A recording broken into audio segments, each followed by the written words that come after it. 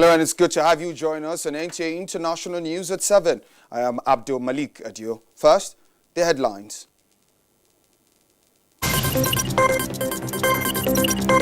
Members of the dissolved Adams Oshomole-led National Working Committee of the APC accept next decision.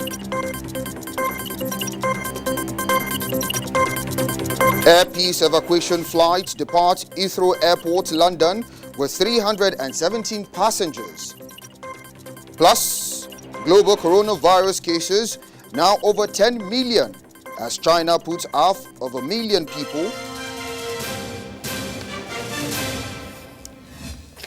Many thanks for staying tuned. Now, members of the dissolved Adams Oshomole-led National Working Committee of the All Progressives Congress, APC, accepted wholeheartedly the decision of the National Executive Committee of the party. In a statement jointly signed by the immediate past National Working Secretary and the National Vice Chairman, South of the APC, Waziri Bulama and Ilarita, said the party men, as party men and stakeholders, they do not intend to sustain a group agitation against the party. They appreciate the intervention of the leader of the party, President Muhammadu Buhari, and expressed unalloyed loyalty to the party and the caretaker committee led by Mimela Buni. They assured that they will work selflessly with the team in the peace and consensus building effort, especially during the party's electioneering effort in the forthcoming election. Now, the National Executive Committee of the All Progressives Congress, APC, states that it is necessary to put records in proper perspective concerning the recent meeting held by the National Executive Committee of the All Progressives Congress, which has unfortunately drawn criticism due to lack of understanding. A statement signed by the Senior Special Assistant to the President and Media and Publicity adds that the stubborn opinion held by critics of the administration of the President Muhammadu Buhari had called a political meeting in the Halu Chamber of the Federal Executive Council as if there is a law that says the President is barred from holding meetings in certain section of the vast presidential villa. President Muhammadu Buhari was billed to address the meeting from his office, but chose the council chamber where the digital facilities are located, and other members, including the bulk of the National Executive Committee, members, state party leaders, and members of the National Assembly were all linked using video conference calls. The statement further states that the meeting was virtual, not a physical. Now, joining us in the studio and live, to talk more as regards the development of the All Progressives Congress, the APC, is Jide Ojo. It's a pleasure to have you join us on the news at 7 at NTA International. Thank you very much for having me. Happy Sunday. All right, happy Sunday indeed. Now, members of the recent dissolved APC National Working Committee, they have accepted the decision of the party concerning their dissolution. What's your take on this? It's a very welcome development. It's heartwarming news because if they have decided to challenge that NEC meeting, it will have led to a protracted litigation. And the party can ill afford a protracted litigation at this point in time. What they need is how to quickly bring a closure to the crisis beleaguering the party. All right. But this is, like I said, a step in the right direction, but it's just a means to an end. It's not an end in itself. All right. Now, with the show of unalloyed loyalty by the party members, how do you think this will reflect in the forthcoming elections in Edo and Ondo State? Now, as it were, the party said a candidate has emerged for the governorship election coming up on September 19 in Edo State, right, which was the party primaries held last Monday, June 22nd.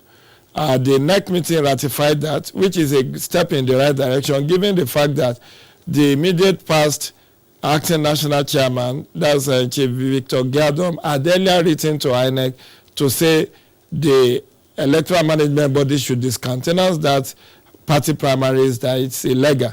Now NEC on Thursday has affirmed and ratified that party primary, thereby recognizing Pastor Osageze Yamu as the party flag bearer. It is now for the party to get its act together to conduct a credible party primary for Ondo State governorship election coming up on October 10. And what the party needs to do now is to unite against whoever emerges as the flag bearer of the party in these two states. There should be no pro or anti-Oshomole governors or pro or anti-Oshomole chieftains. This is the time, because the party is actually losing ground. I don't need to tell them. From Olympia height of controlling 24 states after the 2015 general election, by 2099 post-2019 governorship election, the party, after the defection of Godwin Obaseki of Edo State, is down to 18. So they have lost no less than 6 states within the last 4 years.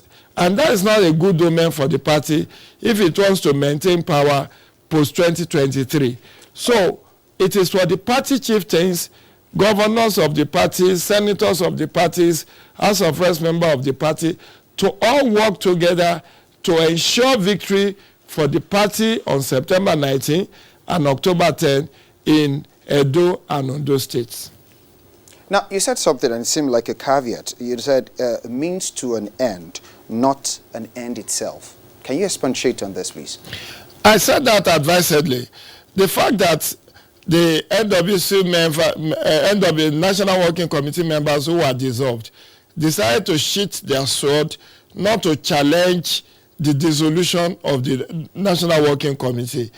It's not an end in itself, because they are waiting in the wings to see what will become of them, particularly as the party plans to have an elective convention in the next 6 months. So by December, some of them, particularly, maybe partially the reason why they have all agreed not to challenge the dissolution in court is to see whether they can return as principal officers of the party. Or, like the president promised, they can still serve in different areas of the party. It doesn't mean that if they are not National Working Committee member, they could find themselves as board of trustee member. They could also find themselves being sent on one errand or the other, like conducting party primaries and all of that for the party. So the fact that they cease rather to be member of the National Working Committee is not the end that they cannot serve the party in other ways. And of course, I know the party hierarchy must be thinking of how to compensate them, whether with appointive position or elective position in future. Well said, Jude Ojo. Now, another question that actually beckons has to be, what are the lessons politicians can actually learn generally from this kind of development? Well, for us, it's all about developmental politics. Right. It's high time Nigerians start playing developmental politics, not politics of pulling down or pull her down, or what I will call politics of personal aggrandizement. Because if actually the leadership of APC had far-sighted understanding of the expectation of Nigerians about their leadership in the country, they will be less mindful of their personal aggrandizement and work more for national development. And that is what we need, developmental politics, not Machiavellian politics of the end justifies the means. Whichever way you want to get to power, just get there. And then others, opposition, can go to court. That is not developmental politics. Right. Politics of ideology, politics of development, politics of selflessness, politics of patriotism, politics of national development is what is needed at this point. Right. And that is the biggest lesson we can learn as the APC tried to bring closure to its internal wranglings. Indeed. Many thanks, Gidi Ojo, for that insight, and we sincerely appreciate all the insight on the news at 7 today. It's my pleasure. Thanks for having me. Good evening indeed. Now, the global coronavirus cases now exceed 10 million as China puts half of a million people in lockdown after a spike in cases. Let's join Joyce Ometu for the weekly review on the pandemic.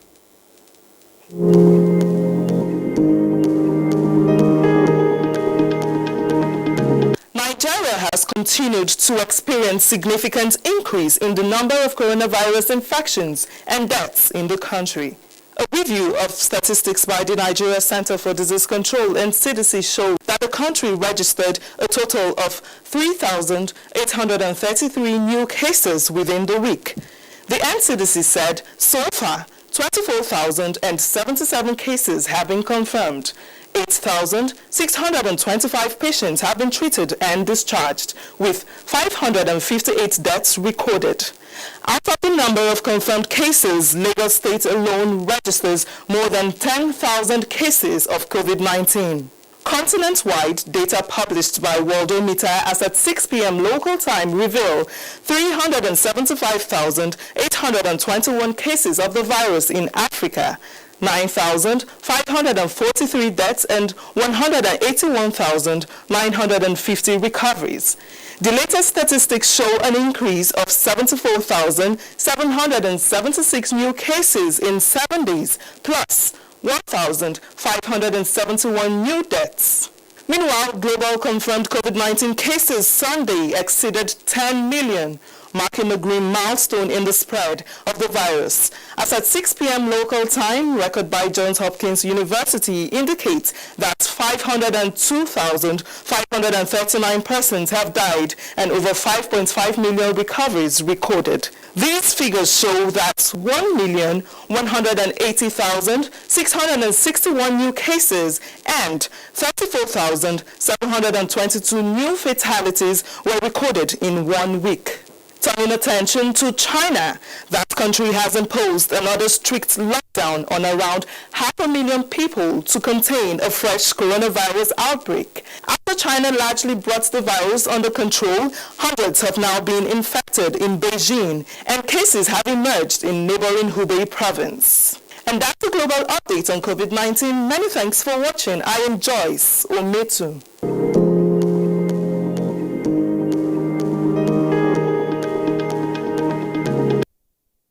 Many thanks, Joyce.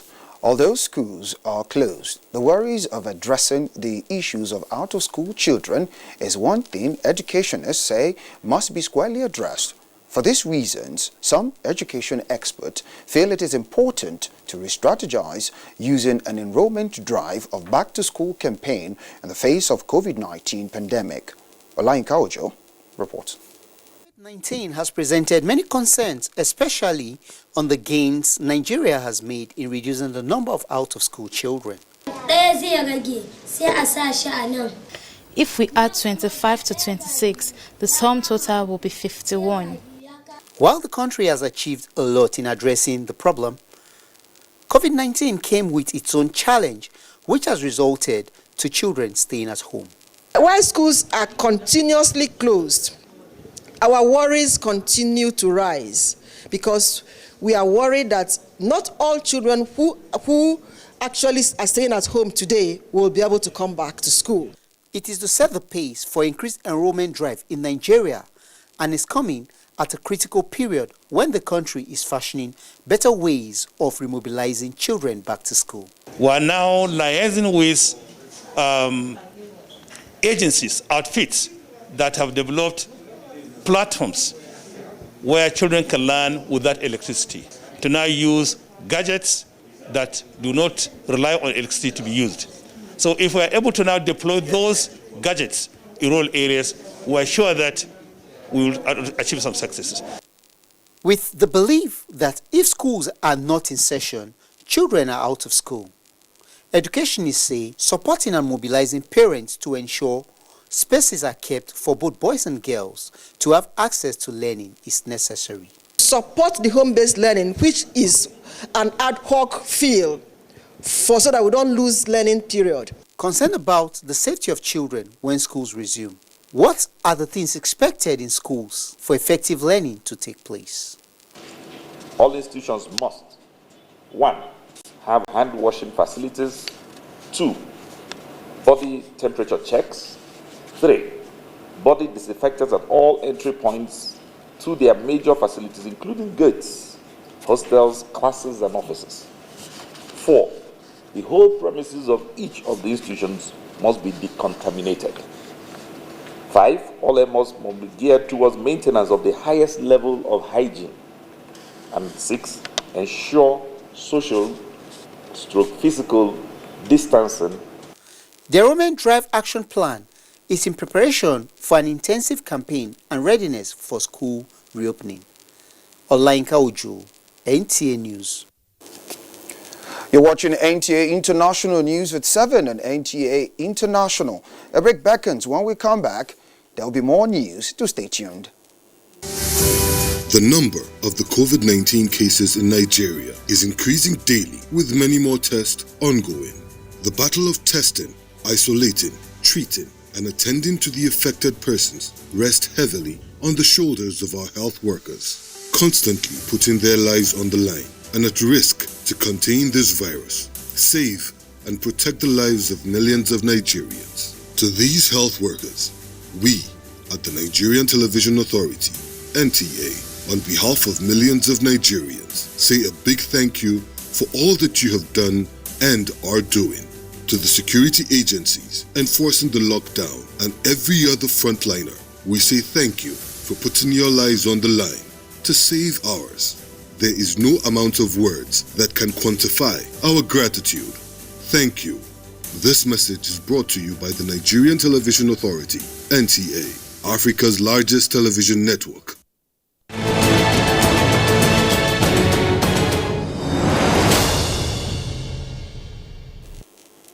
Many thanks for staying tuned on NTA International News at 7. Now, farmers in Kano State are leveraging on the federal government's various intervention programs to embrace all-year-round farming activities to produce enough food for local consumption. This has placed farmers in Kano on a strategic position as they put sizable percentage of arable land into cultivation. Yahanusu Asen Barrow reports that despite COVID-19, farmers are hopeful of bumper harvest. Nigeria, with a projected population of more than 200 million, has been among the African countries that depend largely on importation of food for consumption. Years back, the country has spent billions of dollars on importation of agricultural commodities that can be produced in the country. To change the narrative, the present administration came up with policies and programs aimed at assisting farmers to ensure food sufficiency. For instance, Kano farmers harvested tons of rice and maize in 2020 dry season farming alone. The 2020 wet season farming is not an exception, as farmers are provided with quality seeds that will suit this year's prediction. The pandemic aside, there's been prediction of bad weather this year. So there's been bad prediction earlier. So coupled with this pandemic, so it means this 2020 is actually 12 years for farmer. Mustafa Tijani is one of the wet season farmers who has already planted his seeds. The government has been making call for us to go back to the farm, and we thank God that we now have value for what we produce. Many farmers share Mustafa's opinion, but however challenged with the problem of late arrival of fertilizer, which they say can depress their efficiency. Even with the coronavirus pandemic, hopes are high among farmers in Kano, like Mustafa, is optimistic of bumper harvests. In Kano, Yahana Hassan Barrow, NTA News.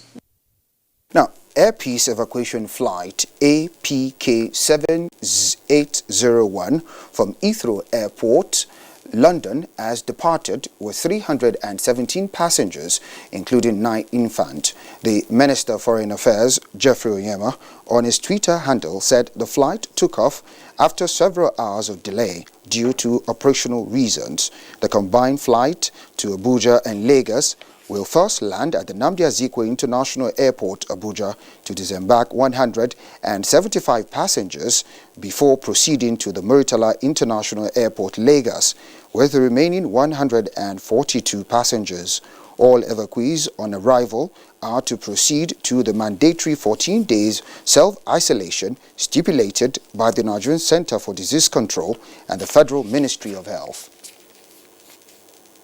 And now to the foreign scene. Malawi's opposition leader Lazarus Chukwera has won the country's re-election presidential vote. That country's election commission, announced on Saturday that it defeated the incumbent Peter Mutharika with 58.57 votes of the vote in Tuesday's poll. In February, Malawi's Constitutional Court annulled Mr. Peter's victory in May 2019 election, citing vote tampering. The country was bitterly divided in the runoff to the election. Malawi is the second African nation to annul presidential election over irregularities after Kenya in 2017. And on a somber note, the remains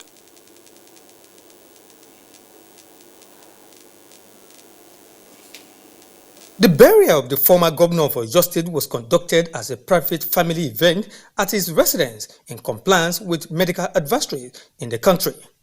Thereafter, a special prayer was held in his honor at Isiaka Ajimobi Central Mosque, Okeado in Ibadan, where eminent Nigerians gathered to pay him their last respect. You could describe him as the architect of modern Oyo State. He's created the basis for further development of Oyo State. He shone brighter than several others that were before him, and also some of his contemporaries. I think the lesson is for us to do well while we are alive. I believe that anybody who is born of woman will know that his death is actually a tragedy. His development stride while he was in office for 8 years, it is second to none. The son of Ajimobi, Idris Ajimobi, says his father will be remembered as a trailblazer and achiever of note. He preached unity and togetherness and love all the time. Never promoted violence. More Nigerians are still visiting his private home to condole the bereaved family. In Ibadan, Dayo Ogunshola, NTA News. And our report was on the late former governor of Oyo State. May his soul rest in peace. And that report was by Dayo Ogunshola. Now, on another somber note, the President Muhammadu Buhari has commiserated with the family of Colonel Honest Imeriam Stevens, retired, the Aman Bachaman and paramount ruler of Bachaman Kingdom, over the death of the monarch. Senior Special Assistant to the President on Media and Publicity states that the President also condoled with the Bachaman Kingdom, the government and the people of Adamawa State, noting that the late traditional ruler, who received his staff of office on 15th December 2013, served his community, state and the nation credibly. According to President Muhammadu Buhari, the retired military officer and the 28th ruler of Bachaman Kingdom distinguished himself in the Nigerian Army and devoted his post-service years to promoting the development of his people and fostering unity of his fatherland.